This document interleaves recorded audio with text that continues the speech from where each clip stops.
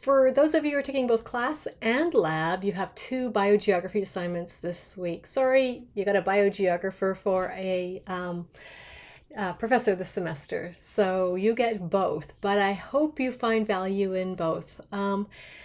The units that follow with landform and structure is the next 2 weeks, and the materials that are included in this week's module for landform construction will definitely be represented in the next 2 units also. So you're not missing out on anything in that regard. But I love this lab because it's working with something called island biogeography. And island biogeography talks about how much of a certain condition, in this case, how many organisms can exist on a particular size parcel of land, an island, and how do they get there?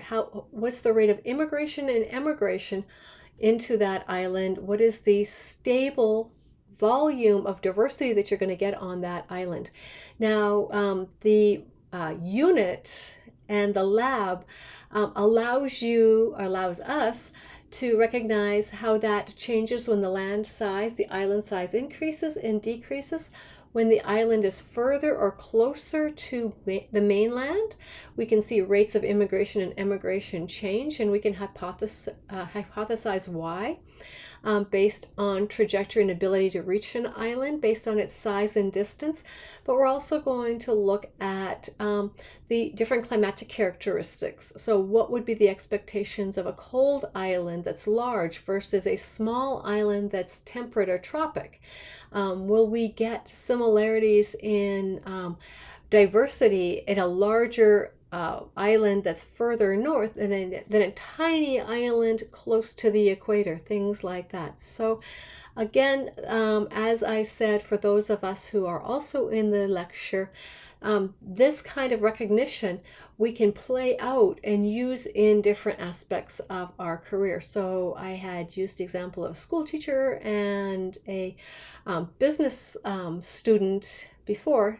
If I were to use the example of a criminal justice student, we could look at the size and volume of crime in different areas based on the proximity of resources to crime, for where, maybe the hubs of these crimes exist, or how big a city is going to determine how much and how diverse the crime scenes are going to be.